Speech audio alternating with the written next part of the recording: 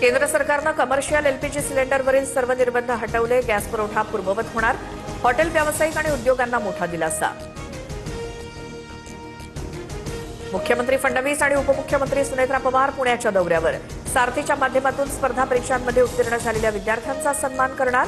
गणेश कला क्रीडामध्ये कार्यक्रमाचं आयोजन.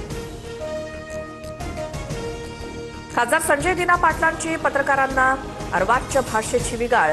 परत आला तर मारून टाकेन, मुजोर संजय पाटलाची पत्रकारांना थेट धमकी.